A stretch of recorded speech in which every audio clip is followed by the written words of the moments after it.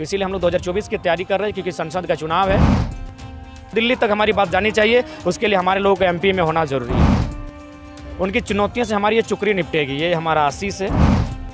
2024 में लोग कमर कस चुके हैं। जो इस राज्य के बारे में नहीं सोचते, हम उनके बारे में नहीं सोचेंगे। वो प्रोजेक्ट हरियाणा का है, बिजली हरियाणा को जाएगी, लेकिन वो ज़मीन झारखंड की होगी, कोयला झारखंड का होगा, यानी विस्थापन हम होंगे। यानी यहाँ ढंग से एक कानून बनाना है। 2024 के लोकसभा चुनाव को देखते हुए लगातार अब यहाँ पर जेबीकेएसएस की ओर से अलग अलग जगहों पर सभाएं जो है वो की जा रही है और साथ ही साथ लोगों से वार्ता भी की जा रही है। हमारे साथ इस वक्त मौजूद है खुद जेबीकेएसएस के अध्यक्ष जयराम महतो, उनसे बातचीत करते हैं और उनसे जानेंगे तमाम चीज़ों को लेकर के।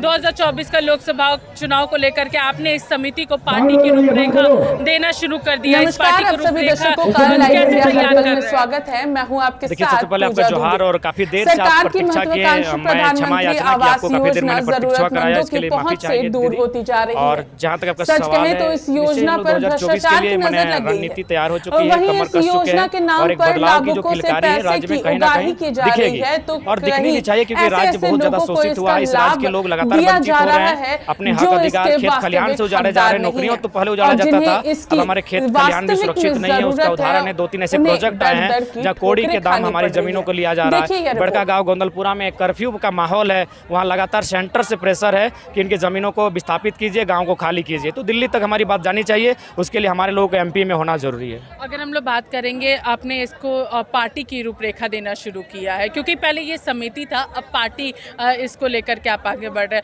काफ़ी ज़्यादा कठिनाइयाँ जो है वो होने वाली है इसको लेकर के, क्योंकि जेएमएम, कांग्रेस, बीजेपी, आजसू तमाम लोगों की पकड़ जो है पूरे 81 विधानसभा सीटों पर देखने को मिली है। कितना संघर्ष यहाँ पर होगा? बिल्कुल संघर्ष होगा, चैलेंजिंग होगा, चुनौतियों से मैंने भरा हुआ रास्ता होगा, क्योंकि बाकी जो राजनीतिक दलें हैं वो स्थापित हो चुकी हैं, वो सरकार गठित कर चुकी हैं, उनके पास बहुत बड़ा फंडिंग होगा, उनके पास बहुत सारे कॉरपोरेट्स का रहमो करम होगा। तो उनसे निपटना चुनौती यही होगा कि हम उनके पास, उनकी चुनौतियों से हमारी ये चुकरी निपटेगी, ये हमारा आशीष है। ये कहीं ना कहीं ये माँ स्वरूप, माता स्वरूप, ये जो आशीष हमें मिल रहा है, यही आशीष 2024 में हमारे लिए आशीर्वाद स्वरूप होगा, हमारी रक्षा कवच होगा और उनका सामना करने के लिए यह आशीर्वाद हमारा काम आएगा। जयराम जी, 1932 खतियान की अगुवाई से ये सारी चीज़ें शुरू हुई थी। पहले भाषा आंदोलन, उसके बाद 1932 खतियान, तमाम चीज़ों को लेकर के जा रहे हैं। झारखंडियों के बीच में कई सारे सवाल है कि जब सरकार की ओर से 1932 खतियान लागू करने का प्रयास किया गया तो राज्यपाल की ओर से उस विधेयक को वापस कर दिया गया, उसकी वैधानिकता पर सवाल खड़े करते हुए। जी हाँ, बिल्कुल आपने सही कहा। और कहीं ना कहीं भले राज्यपाल एक इंडिपेंडेंट बॉडी होता है, लेकिन उसमें केंद्र का पहरा होता है। तो इसीलिए अब मुझे लगता है कि केंद्र को भी इसका आभास होना होगा कि झारखंड के लोग अब हिंदू, मुसलमान, इंडिया, पाकिस्तान के आधार पर वोट नहीं करेंगे। तो इसीलिए हम लोग 2024 की तैयारी कर रहे हैं, क्योंकि संसद का चुनाव है और संसद के चुनाव में जब केंद्र को, भारतीय जनता पार्टी एनडीए के गठबंधन को जब वोट का चोट पहुंचेगा, तब उन्हें आभास होगा कि झारखंड में डोमिसाइल की जो पॉलिसी है उस पर उनकी नज़रिया क्या होना चाहिए। उन्हें लगता है कि ये लोग वोट भीड़ है, तो कहीं ना कहीं अब हमें पॉलिटिकली डैमेज करना होगा, क्योंकि आज के डेट में राजनीतिक देश में आप उन्हें गाली देंगे तो कोई फर्क नहीं पड़ता है। कई नेता ऐसे हैं जिनको गांव में जूता का चप्पल, जूता का माला स्वागत होता है, लेकिन चुनाव जीत जाते हैं लाखों के वोट से। आप उन्हें चोट देना होगा वोट का। इसीलिए 2024 में लोग कमर कस चुके हैं। जो इस राज्य के बारे में नहीं सोचते, हम उनके बारे में नहीं सोचेंगे। आपने एमपी और एमएलए लोगों के बारे में कई सारी बातें कही कि वो बाहर से आए, बाहरी भीतरी की बात कर रहे हैं, तो उन लोगों से कैसे जुड़ेगा? क्योंकि लोग तो यहाँ पर भी रह रहे हैं, वो लोग जो लोग बाहर से आए हैं, कामकाज कर रहे हैं, उन लोगों से कैसे जुड़ेगा? लोकल से तो आप जुड़ जाइएगा, लेकिन बाहरियों के साथ कैसे जुड़ेगा? देखिए, सबसे पहले बात मैंने ये कहा कि हमारे पास राजनीतिक क्या कमी है जो हमारे लोगों को हाशिए पे रखा जा रहा है। आज देखिए, बहुत सारे, चूँकि हम लोग लोकसभा और विधानसभा को देखते हैं, लेकिन और एक होता है राज्यसभा। वहाँ जो देखिएगा आप, चाहे परिमल नाथवानी से लेकर केडी सिंह से लेकर एमजे अकबर से लेकर तमाम जो लोग हैं हमारे राज्य के नहीं हैं। तो क्या हमारे राज्य के लोग राज्यसभा में प्रतिनिधित्व करने की हैसियत नहीं रखते हैं? यानी एक सोची समझी साजिश है कि यहाँ के जो लोग हैं इनका पॉलिटिकल इमर्ज ना हो, यहाँ के लोगों का सत्ता की शक्ति का अनुभव ना हो, और इसे आसानी से हाशिए पर रखा जा सकता है, ताकि झारखंड एक खुला बाजार है। झारखंड सबके लिए खुला बाजार है। उदाहरण के लिए हरियाणा में एक प्रोजेक्ट है, शायद वो इंटरनेट में भी आपको मिल जाएगा। वो प्रोजेक्ट हरियाणा का है, बिजली हरियाणा को जाएगी, लेकिन वो ज़मीन झारखंड की होगी, कोयला झारखंड का होगा, यानी विस्थापन हम होंगे, कोयला भी हमारा जाएगा, बीमार भी हम होंगे और शुद्ध रूप से हरियाणा के लोग बिजली ले लेंगे। तो ये कहीं ना कहीं झारखंड को लोग एक खुला बाजार सोच के रखे हैं और वो जानते हैं कि अगर पॉलिटिकल इमर्ज हो जाएगा, अगर पॉलिटिकली लोग स्ट्रांग हो जाएंगे तो कहीं ना कहीं यहाँ पनपने में दक्षिण भारत के तर्ज पर आसान नहीं होगा। इसलिए केंद्र चाहेगा कि इनको कमज़ोर बना के रखे। उसी की कड़ी में ये जो है लगातार अन्य राज्यों के प्रत्याशियों को यहाँ मैंने MP MLA के रूप में मैंने उतारते हैं और चुनाव जीतते हैं। तो मैंने उनसे कोई शिकायत नहीं है। हमारे लोग कितने बिहार से चुनाव जीते, हमारे लोग कितने UP गुजरात से जीते, जब नहीं जीते, जब वहाँ उनका नेतृत्व है तो झारखंड में झारखंडियों का नेतृत्व होना चाहिए। झारखंड में झारखंडियों का नेतृत्व की बात कर रहे हैं, लेकिन स्थानीयता कैसे परिभाषित हो, क्योंकि लोगों का कहना है कि अंतिम सर्वे सेटलमेंट जो है वो कई सारी जगहों पर अलग अलग समय हुआ है, कुछ ही एक जगह जो है वो 1932 आधारित है। तो वो कैसे पॉसिबल है कि 1932 को एक आधार बनाया जाए? देखिए, सबसे पहली बात है 1932 का जो दौर था उस सर्वे में लगभग 80-85% जो सर्वे हुआ था और मैंने एक तथ्यपूर्व सर्वे था, उसमें वैज्ञानिक पद्धति के आधार पर एक बेहतरीन तरीके से त्रुटियां रहित सर्वे किया गया था। इसलिए झारखंड की आवाम उस सर्वे को बार बार जिक्र करती है। साथ ही झारखंड की जनमानस के भीतर से एक आवाज़ ये भी आती है कि झारखंड एक ऐसा स्टेट है जो थोड़ा पेचीदा है, क्योंकि हमारे पास बंगाल के तर्ज पर एक भाषा नहीं है, गुजरात के तर्ज पर एक भाषा नहीं है। तो थोड़ा सा एक भाषा होती तो सुविधा होता कि भाषा के आधार पर आप स्टेट की परिकल्पना कर लेते हैं, लेकिन हमारे यहाँ बहुत सारी भाषाएं, 1 दर्जन के आसपास क्षेत्रीय भाषाएं हैं। तो एक भाषा के आधार पर इस राज्य की कल्पना नहीं होगी। ऐसे में बाकी जो राज्य हैं उन्होंने ज़मीन का जो रिकॉर्ड है, भूमि रिकॉर्ड, उसको आधार माना है। तो उसी क्रम में 3-4 कॉलम में झारखंड की स्थानीयता को परिभाषित करना होगा। उसमें आप अंतिम जिलों का जो सर्वे सेटलमेंट कहते हैं उसे उसी कॉलम में आगे रख सकते हैं। और जो लोग छूट जाते हैं, बहुत सारे लोग पास हुक्मनामा होगा, पट्टानामा होगा या फिर कोई ऐसा पत्र होगा जिसको प्राचीन काल में या फिर आदि काल में उसको उसके परिवार को निर्गत करवाया गया होगा, और उसके बाद भी अगर छूटता है तो वहाँ की जो स्थानीय लोकल भाषा है, परंपरा है, रिवाज हैं, उसको अगर वो फॉलो करता है तो उस आधार पर उसको माने पालन किया जाए। मतलब अंतिम सर्वे सेटलमेंट को भी यहाँ पर एक आधार बनाया जाए। एक रास्ता तो देना होगा, क्योंकि अगर बहुत सारे ज़िलों में जैसे कोल्हान की बात आती है तो उसमें आपको जो मैंने क्राइटेरिया हमारा बनेगा, जो फॉर्म फिलअप मैंने फॉर्म तैयार होगी या फिर जो हमारी स्थानीयता का जो गजट तैयार होगा उसमें रास्ते एक से नहीं बनेगा, 3-4 कॉलम के साथ उसको तैयार करना होगा। अगर हम लोग बात करेंगे, यहाँ पर कई सारी चीज़ें देखी जा रही है। अभी डुमरी उपचुनाव खत्म हुआ, लेकिन माना जा रहा था, यहाँ पर कहा भी जा रहा था कि आपने साइलेंट सपोर्ट जो है वो JMM को किया है। नहीं दीदी, हम एक बात कहेंगे, एक 30 सेकंड का वीडियो, चूँकि आप लोग एकेडमिक लोग हैं, मैं रिपोर्टर वर्ग के लोग एकेडमिक मानता हूँ, पढ़ा लिखा लोग मानता हूँ, और तो आप लोग 30 सेकंड की वीडियो में नहीं जाए। उस वीडियो में पूरा देखिएगा, उसमें मैंने ये भी कहा कि UP को क्यों देंगे, सरकार को क्यों देंगे,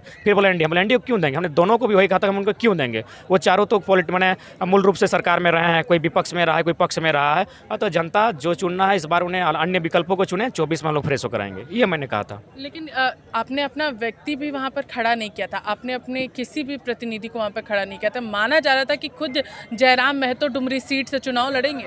दीदी, अगर ऐसा बात है तो 24 में देखा जाएगा, लेकिन फिलहाल हम लोग इसलिए नहीं लड़े क्योंकि देखिए हम लोग युवा हैं।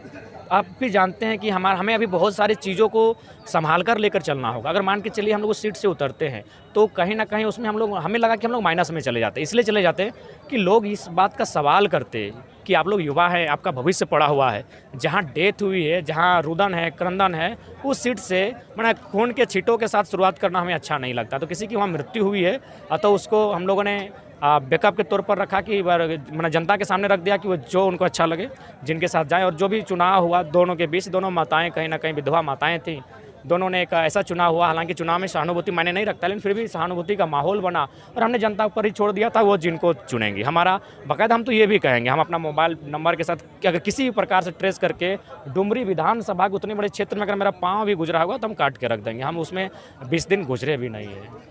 अगर एक आखिरी सवाल रहेगा जयराम जी, क्योंकि लगातार आप लोगों से मिल रहे हैं, आपने यहाँ पर साफ तौर पर सुना होगा 1932 खतियान की बात स्वर्गीय जगन्नाथ महतो भी करते थे और उन्हें भी लोग टाइगर के नाम से जानते थे, और आज आपको भी वो टाइगर के नाम से तमाम लोग जानते हैं।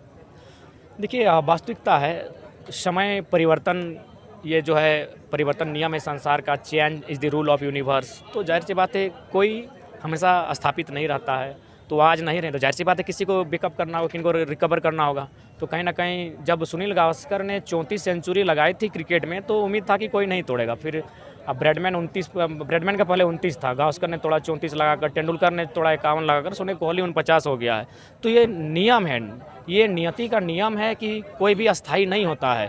तो इसलिए हम भी मानते हैं, उनका सम्मान करते हैं, लेकिन वे नहीं है तो उनके स्थान पर हम लोग को आना होगा। 60-40 जो नीति है, कैसी नीति होनी चाहिए कि झारखंड के युवाओं को रोजगार मिल सके, क्योंकि 26,000 शिक्षकों की बहाली पर हाईकोर्ट ने अब रोक लगा दी है।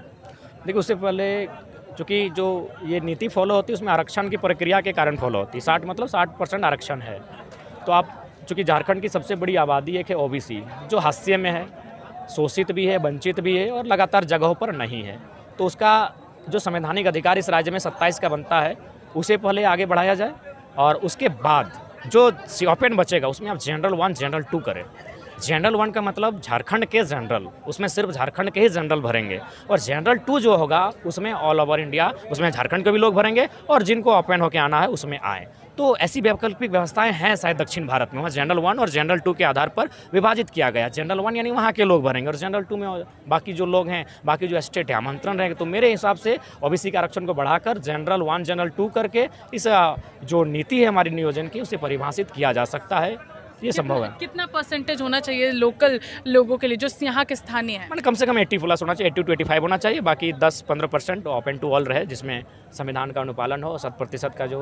लेकिन मेरा एक मानना है कि जिस प्रकार तेलंगाना के 371D के अनुसार रिजर्व किया गया है, झारखंड भी एक पीड़ित क्षेत्र है, पीड़ित राज्य बन चुका है, लगातार यहाँ के लोग पीड़ित अवस्था में जी रहे हैं। इसको कहीं ना कहीं विशेष राज्य का दर्जा देते हुए 371 में शायद जे तक कॉलम पूरा हुआ है, जे के अगर के करते हुए मुझे लगता है कि जब इस राज्य ने दिल्ली को पूरा खजाना भर दिया, कोयला, अभ्रक, तांबा, यूरेनियम देके, तो दिल्ली को भी सोचना चाहिए और इस राज्य को 371 जे के बाद की अगर सूची खाली उसमें जोड़कर इसे एक पूर्ण प्रतिबंधित, जिस प्रकार अभी मैं पढ़ रहा था अंडमान निकोबार में कोई एक जनजाति समूह है जो शायद 500 के आसपास बचे हैं, और वो क्या है कि वो आज भी पाषाण काल का युग जी रहे हैं, यानी वो लोग हमारे बराबर नहीं हो सकते हैं। तो ठीक उस पर झारखंड के लोग, बाकी जो लोग हैं यूपी में रहने वाले, बिहार, महाराष्ट्र, कर्नाटक, उनकी स्थिति के साथ हम लोग तुलना नहीं कर सकते। अतः इसे एक आदिवासी क्षेत्र है, जनजातीय क्षेत्र है, कहीं ना कहीं एक बैरियर लगना चाहिए ताकि बाकी जो लोग आए आसानी से यहाँ बसाव नहीं कर पाए, आसानी से यहाँ रह ना पाए। तो इससे क्या होगा कि जो आदिवासी लोग हैं, आदिवासी के आधार पर झारखंड का निर्माण हुआ है, वो डिस्टर्ब हो जाएगी, आदिवासियत कल्चर डिस्टर्ब हो जाएगी। और उसका प्रमाण है कि आज असुरी जनजाति जिसने आज लोहा गलाना सिखाया वो हाशिए पर है। बिरहोरी, पहाड़िया, बिरजिया, बहुत सारी ऐसी जनजातियाँ हैं जो मुझे लगता है 10-15 सालों में विलुप्त हो जाएंगी। लुप्त होने के कारण बाहर के लोगों का बहुत भारी संख्या में अतिक्रमण, और ये हम नहीं कह रहे हैं, भारत के चीफ जस्टिस ऑफ इंडिया पूर्व में एम हिदायतुल्लाह थे, उन्होंने कहा कि अगर राज्य चाहे तो विकसित राज्यों के अतिक्रमण को रोकने के लिए बैरियर लगाए। वो हमसे विकसित राज्य हैं, हमसे शैक्षणिक दृष्टिकोण से यूपी, बिहार, बंगाल के लोग आगे हैं, तो उनका मुकाबला हम नहीं कर पाएंगे। तो इस राज्य को सुरक्षा देने के लिए, ताकि यहाँ के लोग विलुप्त ना हो, यहाँ तो उन्हें प्रतिबंधित क्षेत्र बनाना होगा, यानी यहाँ ढंग से कानून बनाना ही होगा। देखिए, तो ये थे हमारे साथ जयराम महतो, जिन्होंने हमारे साथ तमाम बातों को लेकर के चर्चा की, और साथ ही साथ यहाँ पर इनका साफ कहना है कि हम लोग 2024 के लोकसभा और विधानसभा चुनाव में पूरी तरीके से फ्रेश तरीके से हम लोग यहाँ पर चुनाव लड़ेंगे और इस बार तमाम चीज़ों को रखा जाएगा जनता के बीच। फिलहाल हमारे साथ इतना ही। सहयोगी विशाल के साथ मैं पूजा, लाइव इंडिया, रांची।